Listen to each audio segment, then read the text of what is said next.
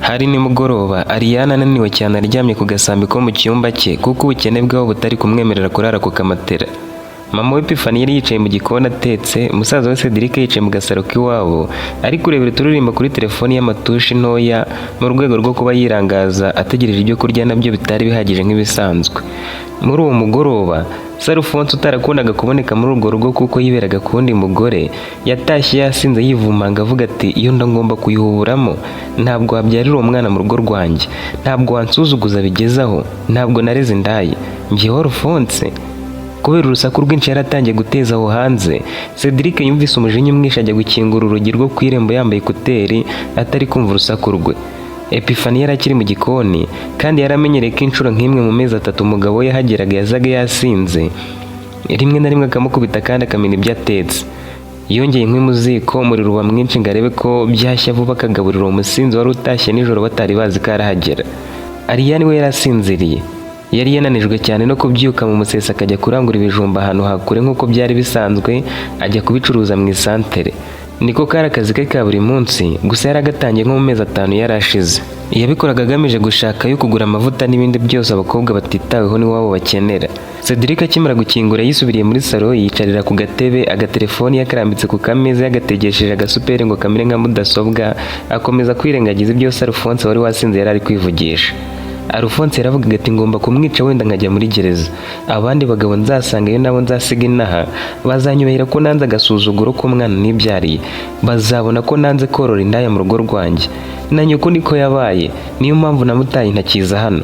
Musangira abagabo none umwe yaguteye inda. Nuko nyoko yacuze naho ubundi nawe abamaze kubyara utwana twinshi abeshya ngo n'utwanjye, ariko hagira umbuza kumwica nawe aramukurikira. Yigiye imbere aterura urusyo bakoreshaga bashaka ifu y'umutsima cyangwa igikoma, yerekeza mu cyumba cya Ariane. Rwari urusyo runini cyane ku buryo mu kuruterura byamunaniye akarutwara mu mavi akoresheje imbaraga zose, avuga ati ngomba kurumutura kundi kavamo, ntabwo yabyarira iwanjye naba mbaye igisebo. Kuri uyu musozi nahinduka iciro ry'umugani ngo umukobwa wanjye namwimye uburere murinda inkoni none abyariye mu rugo rwanjye. Yakoreshaga amazina mabi cyane avuga ku mwana yazabyara, amwe yakoreshwaga bavuga umwana wavutse nyina akiba iwabo satazwi, namwe akoreshwa bavuga ku mukobwa witwara nabi. Indirimbo Cedric yumvaga yararangiye, agiye gushyiramo indi yumva se ariko nihishwa n'urusyo, ahindukiye amubona yunamye rutwaye ku mavi ari kwivugisha ati ngomba kuyihuburamo, ngomba kuyimukuramo, natinze kubimenya ngo nyikuremo akitwita none mbimenye ibaye nyarwege, agomba gupfana nayo. Cedric yari umusore uri mu kigero cy'imyaka 17, yagize ubwoba kuko yabonaga ko se ari kwerekeza aho mushiki we yari aryamye, atabaza cyane yahagurutse yihuta, habura nka santimetero 45 gusa ngo se agere kuri Ariane wari usinziriye wataniyoroshye. Cedric ahita afata se mu mugongo, urusyo yari afite ruramucika rumuga ku birenge acika ibisebe. Ubwo kandi na Epifani niko yaraje yiruka aje kureba ikibaye kuri Cedric. Yibwiraga ko wenda se yaba ari kumukubita, ntiyarazi ko yaragiye kwica Ariane ngo apfane n'inda yari atwite. Ariane yise akanguka yibona urusyo iruhande, nyina ari gusakuza cyane ati Cedric bigenze bite, uru rusyo ruciye so amanura uvuye he? Cedric yabuze icyo avuga aricecekera. Ariane agikanguka, Cedric yahise asimbuka se wari wicaye hasi ari kurwana no gukuramo bote yari yambaye, dore ko byari bigoranye cyane bitewe n'uko urusyo rwari rwaziciye, amano yakomeretse, amaraso ari kuviramo imbere. Aramwegera aramuhobera aruhutsa umutima, hanyuma yihuse cyane aramuhagurutsa amujyana hanze. Ariane nawe atarasobanukirwa ibibaye ibyo ari byo. Urusyo rwari ruremereye cyane, rwaguye kuri Alphonse agira ngo n'isi yose imuguyeho. Yari ari gutabaza ati Epifani we, icyana cyawe kiranyishe kinciye amano, mfasha gukuramo bote. Epifani yazimukuyemo vuba yihuse amaraso agishyushye, azikuyemo abona haburaga gato ngo amara acekeho.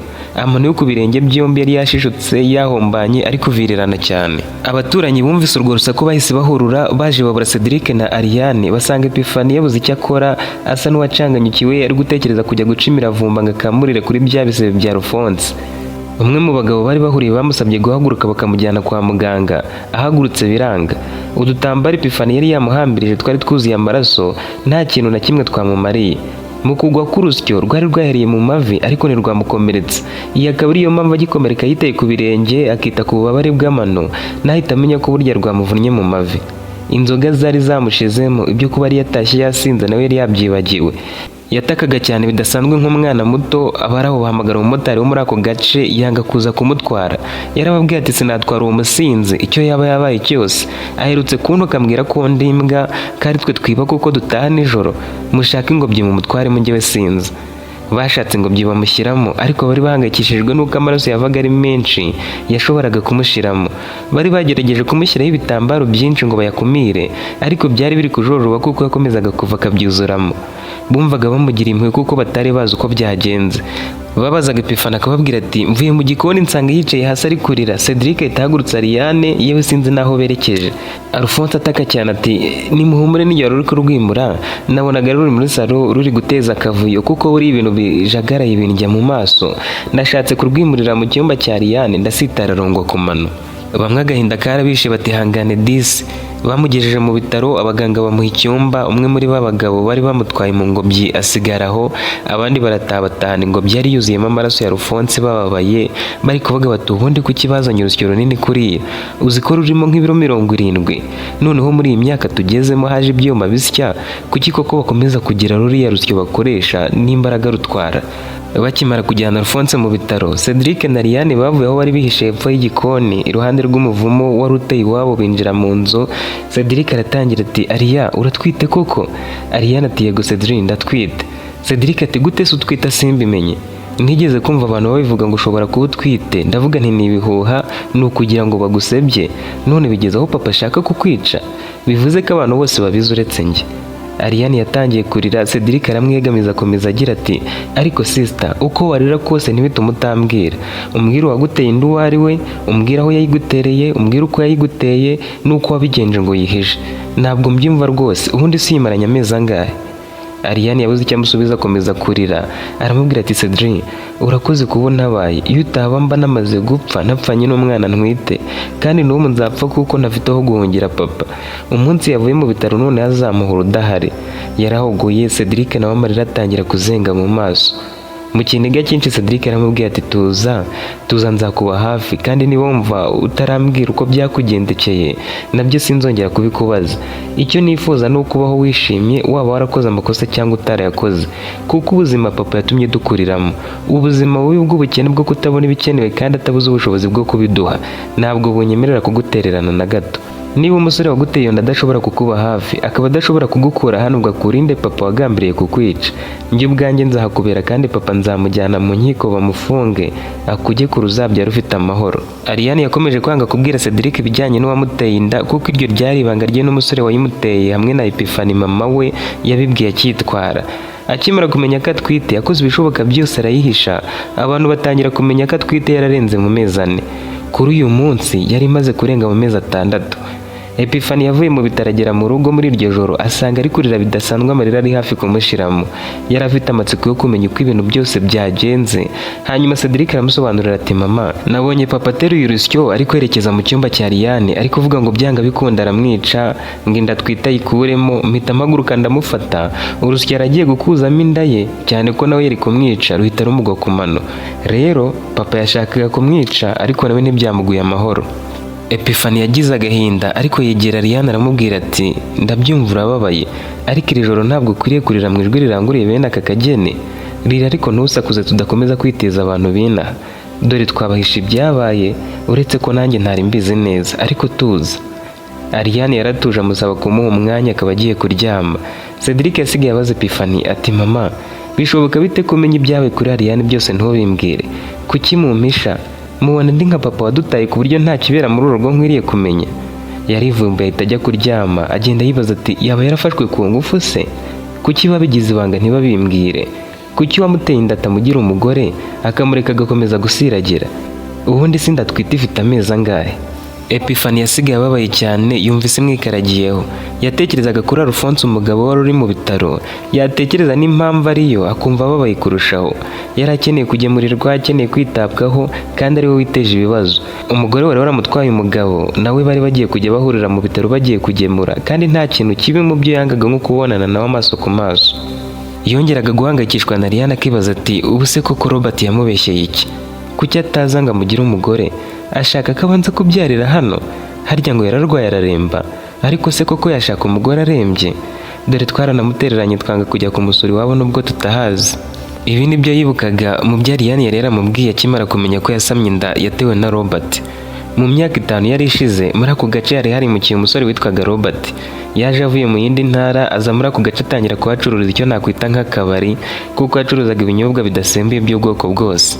Yagiraga abakiriya benshi, yarafatishije abantu bose batanywa ibisembuye n'abatabishaka ariho babarizwa mu masaha ya nimugoroba. Nyuma y'imyaka inahakorera, yatangiye gukundana na Ariane, ariko amusaba kubigira ibanga ntihagire uwo babwira ko bakundana. Ariane yashoboye kubihisha. Iyo amuhamagaraga ngo amugurire agafanta, nabwo Robert yamwoherezaga amafaranga akamubwira ati uze ukanywe, ukanywere hano, hanyuma unyishyure hatagira ukeka ko naba nakakuguriye. Muri uwo munyenga w'urukundo rwo mwibanga, bajyaga banyuzamo bagahura, kandi nabwo bagahurira ahantu hakure aho abantu babazi batari kubasha kubabona, cyangwa bakaba bari kumwe ahantu habonyene. Umunsi umwe Ariane yagiye kuhanywera agafanta, Robert yamuhaye urufunguzo rw'icyumba yararagamo, amusaba kunyura inyuma mu gikari agafungura nta muntu umubona, akaba amutegereje bakaganira. Hari harimo gazi, harimo ibintu byo guteka. Ariane arebye abona ntacyo kurya gihari, atangira guteka. Ibyo kurya byahiye Robert akita ku bakiriya. Bwari bumaze kwira, ni nka saa 2 z'ijoro. Yabonye nasohoka muri icyo gikari ashobora kubonwa n'abantu, bagatangira kumuvugaho amagambo menshi. Ahitamo kwandikira Robert ubutumwa bugira buti: Robert, simenyere gutaha nijoro, ko watinze, waje tukavugana ngahita ntaha. Nanze ko abantu bambona ndi gusohoka mu bikari byawe, ariko ngiye kubikora nibashaka bambone. Nukuri burije cyane pe. Robert yaramubwiye ati hamagara mama umubwire ko hari inshuti yawe wasuye, ko urahagera ukerewe nka saa 4, humura ndaguherekeza nkugezeyo. Ariane yanze guhamagara mama we, ahubwo ahamagara Cedric aramubwira ati Cedric, mbwirira mama ko ntarataha vuba. Cedric nawe yaramubwiye ati ubundi se waharaye ko tugiye kwiryamira, n'ubundi watinze, saa 3 ziri hafi kugera, reka mbwire mama ko tarataha, nawe witurize urare uganira n'inshuti zawe. Cedric yahise akupa, we na mama we bariryamira. Ariane yamwandikiye ubutumwa amubwira ati ariko warasaze, mpararase habaye iki? Humura ndataha, ahubwo wibeshye usinzira utanyinguriye. Yumvaga arataha byanga bikunda, kuko yumvaga nta hantu ho kurara afite, nubwo aho kwa Robert hari harimo igitanda, mbese ariho Robert arara. Naho kurara yabonaga, kuko nubwo ari umukunzi we, ibyo kuba yararana nawe yumvaga bidashoboka, akumva ko nubwo zaba saa 7 z'ijoro yataha aho kuharara. Robert yakiri umukiriya wa nyuma hagana saa 3, arafunga. Ageze mu nzu, mu cyumba cyari gifite umuryango w'imbere n'uwo mu gikari ari nawe Ariane yari yanyuzemo, yumva ahumura cyane. Yahumurirwaga n'ibyo kurya Ariane yari yatetse. Yahageze Ariane ihagaritse umutima ashaka gutaha, aramwinginga ngo basi basangire, ariko amubera ibamba. Robert yasohotse hanze ho gato, mu kugaruka agarukana fanta ifunguye. Yaramubwiye ati niba ushaka kugenda ngo akagafanta vuba ngo uherekeze nkugeze mu rugo. Ariane yarakagotomeye, mu munota umwe barakamaza. Umutwe wahise umurya, uramurya cyane arataka. Robert aramubwira ati impamvu nuko wishyuhije mu mutwe cyane kubera kwifuza gutaha, ugashyiraho no kugotomera. Wowe tuza wumve ko no kurara warara. Humura urara hano wenyine, nanjye ndarara mu ntebe mu cyumba nkoreramo, cyangwa nshaka handi ndara. Tuza rero, kandi cyiza nuko wabwira iwanyu ko udataha, kurarara ku nshuti yawe. Ariane ataka umutwe cyane, yaramubwiye ati n'ubundi namaze kubabwira ko nataha vuba, musaza wanjye ahita akupata, ubwo n'ubundi ndararayo. Rero reka mbe ndyamye, ariko fanta yawe sinzi ibindi birimo, wagira ngo si fanta gusa. Umutwe ni woroha ndahita ntaha. Yahise aryama, ariko uwo mwanya ahita asinzira. Iryo joro ryabereye Ariane ribi cyane, kuko ari ryo ryamuviriyemo gutwita akiri muto ku myaka 19 hafi 20. Nyuma yo kumenya ko atwite yaganiriye na Robert aramubwira ati nongeye kugusaba imbabazi kuko nagukoresheje amabara, nkagukoresha ibintu utigeze umenya mu buzima bwawe, bikarangira usamye utabyiteze. Ariko nanjye sinigeze mbitekerezaho ngo numve ko wasama. Ndabizi umujinya nturashira, ariko wumve ko nabitewe n'urukundo, kandi niteguye gukora ibyo nshoboye byose nkagufasha. Ntiwumve ko gutwita ari ikibazo, ahubwo bifate nk'igisubizo. Bifate nk'ikintu kigiye gutuma nizera ko nta muntu uzakuntwara. Ubifate nk'ikimenyetso cy'uko wamaze kuba uwanjye, ndetse unantwitiye umwana. Ariko kubana nawe iki gihe ntibyashoboka. Gerageza uyihishe uko ushoboye, nanjye mbanze nubaka inzu vuba vuba iwacu, nimara kuzura tuzahita tubana. Ariane nta yandi mahitamo yari afite. Yemeye ibyo Robert amubwiye byo guhisha inda uko ashoboye, akambara imyenda minini n'ibindi byose ari gukora ahisha ntipfe kugaragara. Robert yamuhaye amafaranga, aramubwira ati umuntu utwite hari ubwo akenera utuntu dutandukanye. Iwanyu ndabizi ntabwo bazatukugurira, kandi nanjye hari ubwo wampamagara ngatinda kugufasha. Icyiza ni uko naguha amafaranga ugashaka icyo ukora cyunguka. Uretse kugufasha kubona amafaranga, bizagufasha no kujijisha abantu. Ariane yahisemo kujya arangura ibijumba agacuruza. Yazindukaga mu Musesa akajya kurangura mu misozi akabijyana mu isantere akabicuruza. Ku bw'amahirwe biramukundira atangira kugira amafaranga no kwigurira ibyo yabaga akeneye. Nyuma y'amezi ane atwite, Robert yamubwiye ko agiye iwabo kureba aho inzu yigeze, murumuna we aza kumusigarira ku kabari.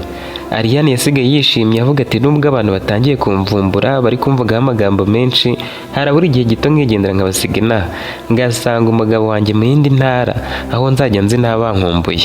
Nyuma y'ukwezi Robert agiye, yahamagaye Ariane aramubwira ati narwaye narembye meze nabi, wakabaje none aha tukabana, ariko amafaranga ari kumbana make pe kuko ndi kwivuriza mu giturage. Nanze kubikubwira ngira ngo udahangayika, ariko ndarembye kandi unyumve. Ariane ati none se ntabwo wareka nkaza kukurwaza?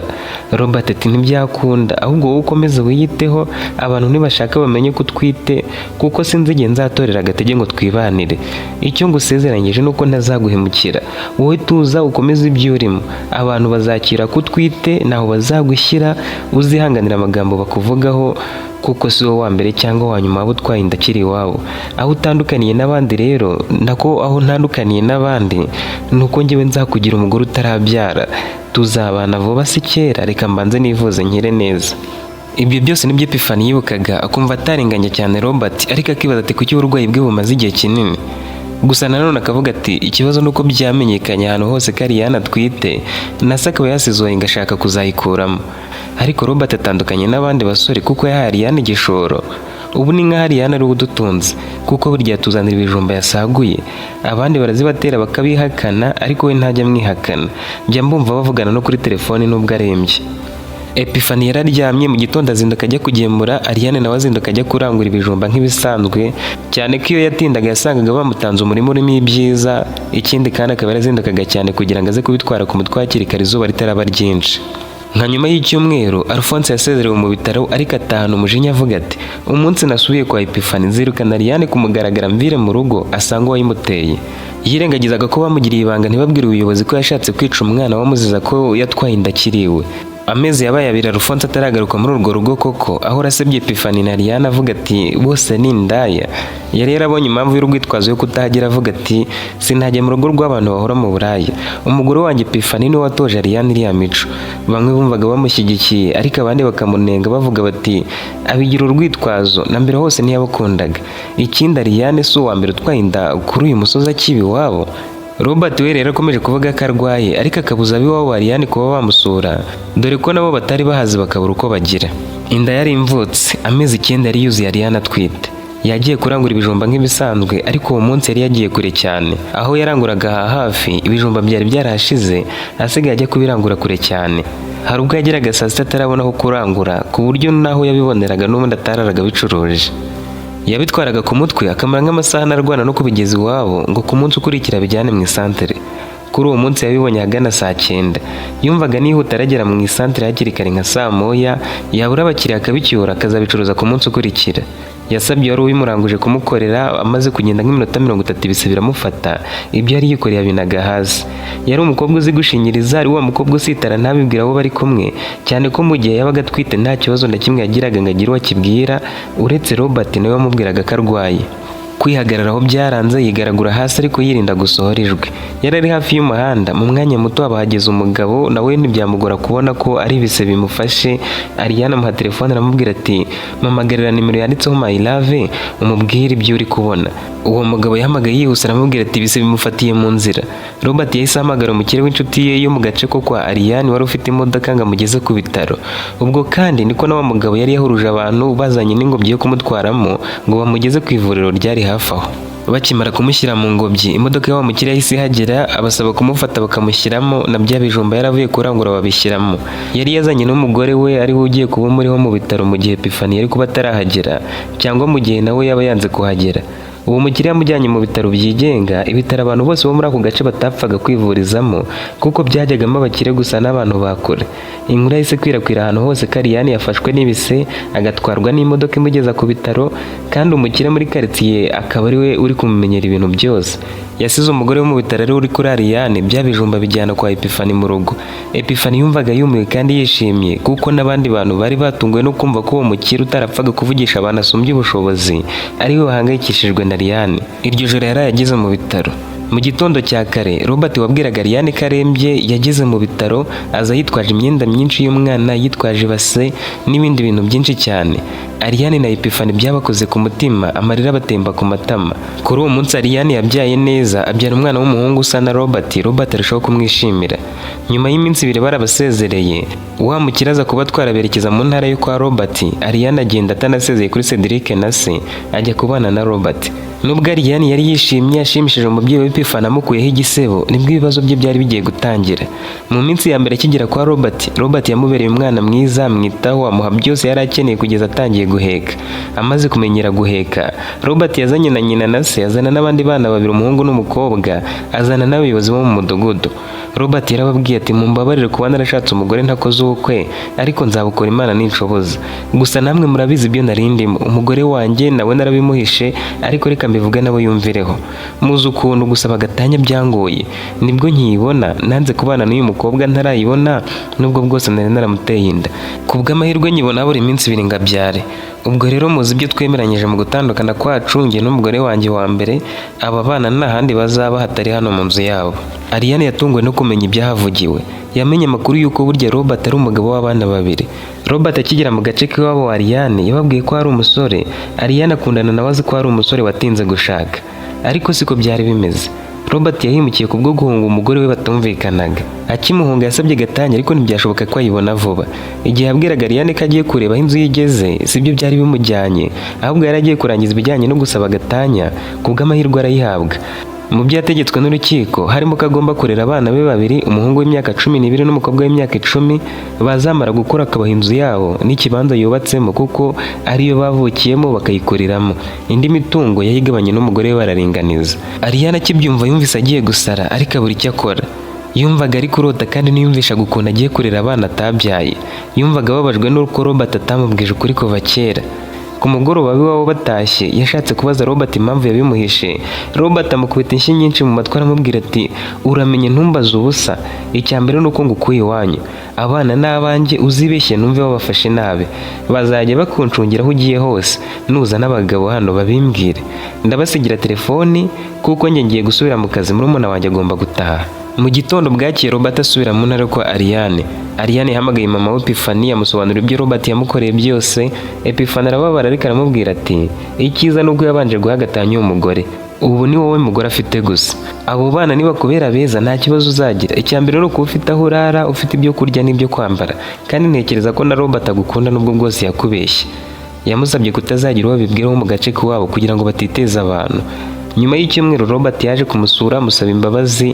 Ariane nawe wamaze kwiyakira, dore ko kwa nyirabukwe bamwerekaga umutima mwiza, abo bana nabo bamwereka ko bamwishimiye. Aramubabarira arenzaho n'amagambo meza. Robert biramushimisha cyane, atangira kumufata neza bikwiriye umudamu wahiriwe n'urushako. Iyo Robert yabaga ahari bagiranaga ibihe byiza cyane. Ariane bikamurenga, agira ubwo yumva ko ntako bisa gushakana n'umugabo watandukanye n'undi mugore, yewe akamusangana n'abana 2.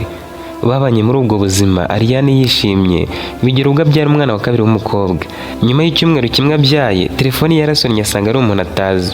Yaramubwiye ati Ariane, umugabo wa Robert wamujyanye mu bitaro bya polisi, ntakira azakomereza kuri gereza. Robert yacuruzaga ibiyobyabwenge mu ibanga, ariko abantu bake cyane b'abakiriya be nibo bari babizi. Abantu bibwiraga ko yacuruzaga ibidasembuye, ariko baribeshyaga. Cyagihe Ariane anywa fanta agahita asinzira, byatewe n'ibiyobyabwenge Robert yari yamuvangiyemo. Ariane yatangiye gutekereza ko ashobora kuba yaravukiye kubona amakuba. Polisi yari imaze igihe ikora iperereza kuri Robert. Mu ijoro yafashwemo, yamenye ko polisi yagose inzu ye, atekereza ku myaka azafungwa azira gucuruza ibiyobyabwenge, ahitamo kwiyahura kugira ngo apfe aho gufungwa. Polisi yakomeje guhamagara imusaba gukingura. Ibonye akomeje kwinangira yica urugi, musanga ari kugerageza kwiyahuza umugozi nyuma yo kunywa ibiyobyabwenge birengeje urugero. Kuva Robert afunzwe agakatirwa imyaka 7, ubuzima bwa Ariane bwahindutse umuravumba, busharira kurusha umubirizi. Abana ba Robert batangiye kumusuzugura, ntibagira ikintu na kimwe bongera kumufasha mu mirimo yo mu rugo. Ibyo yarabyakiriye, nyuma amenya ko ari nyirabukwe bagiraga inama yo kumusuzugura. Nyina wa Robert ntiyari yarigeze akunda Ariane na rimwe, kuko Ariane nta ntekeshwa yari yarahawe n'iwabo, bitewe n'uko nabo bari abakene ku rwego rwo kutabona agasambu bamuha ngo bagire n'ako basagura. Yewe na Cedric yarabizi ko nta kibanza azahabwa. Nyirabukwe yumvaga ko Ariane yaje kurya imitsi y'umwana we nta kintu yazanye, akirengagiza ko na Robert nta kintu gifatika yasigaranye nyuma yo kugabana imitungo n'umugore we wa mbere. Abana ba Robert batangiye kujya bakubita imfura ya Ariane, umwana we w'uruhinja nawe bamucurwaho bakamukubita. Bifuzaga kubica bombi kuko nyirakuru yabajyaga mu matwi akababwira ko bazabatwara inzu yabo nibamara gukura. Imanza zahise zitangira, nyirabukwe wa Ariane asaba ko abana bahabwa inzu yabo kuko bari bamaze gukura. Ariane agashaka hajyana abana be. Ubuyobozi bwavuze ko butabyemeza Robert atabyemeye kubera ko Ariane yasuraga kenshi Robert muri gereza. Yamubwiye ibyo bari kumukorera asanga Robert abizi kandi nawe abyifuza. Yaramubwiye ati nubwo nsura nkagusekera ariko umenye ko ninda nzagutumbura ngashaka undi mugore. Abana banjye baje hano bambwira ko uhora unca inyuma kandi ndabizeye, rero sinzabana nawe ubimenye. Ikindi ntuzagaruke kunsura hano, mama n'abana banjye bazansura. Harabura imyaka 2 ngataha, nzasanga waragiye warahaye abana banjye amahoro. Ariane byaramucanze, asubiye mu rugo asanga ibintu bye byose babishyize hanze, abana be bari kurira dore ko nabo bari bababujije kongera gusubira mu nzu. Umuryango umwe bari batoranye wamugiriye impuhwe uramucumbikira. Muri uwo mugoroba abawugize bamubwiye ko icyatumye nyirabukwe amwanga ari uko umukazana we wa mbere, ni ukuvuga umugore wa mbere wa Robert, yari yarateye imbere asigaye amwikundishaho. Bigeze kujyana kuri gereza, uwo mugore abwira Robert ko yemeye bazongera bakabana, nyina amufasha kubimwemeza. Robert yarebaga ukuntu yari asigaye asa neza, yamugereranya na Ariane wamugeragaho intoki zuzuye amakashi, cyane ko yari yarakomeje gucuruza ibijumba na nyuma y'uko afunzwe, akumva amwifuje, akumva nava muri gereza nta kizamubuza kubana nawe. Ariane yagize amahirwe muri uwo muryango, bamwemerera kumutiza inzu yo kubamo ariko akitunga we n'abana be. Inzu yari yubatse ku muhanda bituma atekereza ko acururiza n'ibindi bintu bitari ibijumba gusa, ahubwo akacururiza n'ibirayi, ibitoki n'ibindi. Yarabigerageje atangira kubona abakiriya, ubwo kandi ntiyarakijya kubirangura ngo bitware ku mutwe kuko yari afite ababimugezaho. Nyirabukwe yahoraga asebya umugabo wamuhaye icumbi avuga ko bagirana indi mishyikirano, yirengagije ko yari umusaza usazanye n'umugore we, cyane ko Ariane yanganaga n'umwana we w'umuhererezi. Ariane yatangiye gutera imbere, abakiriya bamubana benshi, kubakira bitangira kumugora. Yitabaza Cedric amuvana iwabo aza kumufasha. Abana be yari yarabashyize mu ishuri kandi biga neza. Uwo muryango wamutije inzu wari warabaye nk'uwamubyaye, yisanzura nk'uri iwabo. Ubwo kandi na wa mugore wa Robert wa mbere yarasigaye abana n'abana be mu nzu yahozemo, iyo abana be birukanye Ariane. Bajyanaga gusura Robert kuri gereza, akishima akabona yarasubiranye umuryango we nka mbere hose, asigaye yicuza icyatumye abana na Ariane. Yumvaga yarihutiye gusaba agatanya, akumva atari uzarota afungwa agasubirana n'umugore we wamwerekaga ko ababajwe n'uko batandukanye, dore ko na nyina yaramushyigikiye. Ntibyatinze Robert yarafunguwe, ataha yizeye ko agiye kubana n'umugore we wa mbere n'abana be, atitaye kuri Ariane na gato. Nta n'amakuru yari afite y'uko Ariane yanze gusubira iwabo, ahubwo akaguma hafi yiwe ndetse akanahakorera ubucuruzi. Ubucuruzi bwa Ariane bwari bwarateye imbere cyane, yaraguze n'inzu yo ku muhanda yari yaratijwe. Abana be bigaga ku bigo byiza muri ako gace, abishyurira amafaranga y'ishuri ku gihe, nawe yiha icyo ashaka cyose. Cedric yarasigaye abana nawe amufasha kwakira abakiriya kuko bari bamaze kuba benshi cyane. Ubuzima bwari bwarahindutse, ameze neza, abantu bose muri ako gace bamwubaha nk'umucuruzi ukomeye kandi ugira umutima mwiza kuko hari abo yahaga amadeni bakarara bariye. Ubuzima bwari bwarahindutse, ameze neza, abantu bose muri ako gace bamwubaha nk'umucuruzi ukomeye kandi ugira umutima mwiza kuko hari abo yahaga amadeni bakarara bariye kandi bari kuburara. Robert yagize basuhuza umugore we wa mbere, gusa atungurwa n'ukuntu yamurebaga nk'ikimbwa ihaze. Yashatse kwinjira mu nzu, abana be bahagarara mu muryango, baramubwira bati inzu ni iyacu, ntabwo wemerewe kuyinjiramo. Wowe na mama mwaratandukanye, ntabwo mwakongera kubana mu nzu yacu. Niba mushaka gukomezanya, mushaka ahandi mujye. Hano ni ahacu, namwe murabizi. Kuba mama twaramuhaye icumbi ntabwo bivuze ko yakuzana. Robert yagize ngo bari gukina, agiye kwinjira umuhungu wari umaze kuba umusore amusunika n'imbaraga nyinshi agwa hasi. Umugore aramubwira ati ariko waribonye ye, wibwiraga ko njye nakongera kubana nawe? Icyatumye nza hano ko ari ukugira ngo mbe hafi y'abana banjye, ariko ubwo ufungwa ntitwakomeza kuba butazanatugirira nabi. Bambereye abana beza, banyemereye ko bagiye kugurisha inzu yabo tukimukira kure yawe. Uyu mugore ibyo yakoze byose yikundisha ku wahoze ari nyirabukwe, agasura Robert muri gereza kandi akamubwira ko nafungurwa bazabana. Nta na kimwe cyari kimufasheho, yabikoraga agamije kwiyegereza abana be, kandi nabo bari baramwizeye kuko nta katagiraga ngo abereke ubugome bwa se. Avuga atazongera acuruza ibiyobyabwenge, kandi kubinywa cyane nibyo byatumye dutandukana kuko yatahaga nkubita, nuko nabibahishaga ngo mutababara. Ikindi ntabwo nkunda kuko tukimara gutandukana yahise ashaka undi mugore. Urumva ko batangiye gukundana nanjye ngihari tukibana, babyarana kabiri kose, namwe murabizi. Iyo aba ari umugabo ugira umutima ntiyari kwemera inama za nyina ngo yange Ariane kuko njye twari twaramaze gushwana. Ni ikimenyetso kigaragaza ko nawe basubirana akaduta. Mureke tugurishe inzu twigire kure, tumusigane n'abantu be. ikindi sinzakora ku mafaranga yanyu yose, ahubwo nzabafasha muyongere, mumenye ko mukuze mutakiri abo gushingira ubuzima bwanyu ku babyeyi. Abana be bari baremeye ibyo yababwiye. Robert bamubujije kwinjira mu nzu ahuruza abantu harimo n'ababyeyi be. Nyina yatunguwe no kubona ko uwo mugore akomeje. Yaravuze ati uri umudayimoni wigendera. Sinari nzi ko wambeshyaga ubwo wambwiraga ko witeguye gusubirana n'umwana wanjye. Naragukundaga kuva na kera, mwaratandukanye ndababara urabizi. Wambwiye ko umugarukiye, ngize amahirwe arabyemera, none nibyo umukozi akiva muri gereza. Uwari umukazana warakaye cyane ati ese wibagiye ko twahanye gatanya? Ndakwanze nivamo ndagukunze, ujye umenya ubwenge dore urashaje. Gusa sinarenganya umuhungu wawe, niwe yakurikije. Ntiyakaba yarirukanye Ariane umugore wakiri muri gereza. Mwese nta mutima mugira ndababonye. Ubuyobozi bwanzuye ko Robert abana b'uburenganzira bwabo bakabana n'uwo bashaka mu nzu yabo kuko yari banditseho nawe agashaka aho yerekeza. Umugore we nta kosa yari afite kuko ari yemerewe gusura abana be yashaka akaharara. Robert yasubiye kwa nyina aba ari harara iryo joro, ariko nyina aramusaba imbabazi. Yewe anamugira inama yo guhamagara Ariane akamusaba imbabazi yivuye inyuma akareba ko yamwemerera bakongera kubana. Robert yarabikoze, ahamagaye Ariane. Ariane atangira amubaza ati urinde? Robert ati ni Robert. Ariane ati Robert wahise kandi? Robert ati ubaka kanya wibagiwe umugabo wawe. Ariane ati nta mugabo ngira kandi n'uwo nigeze ntiyari umugabo.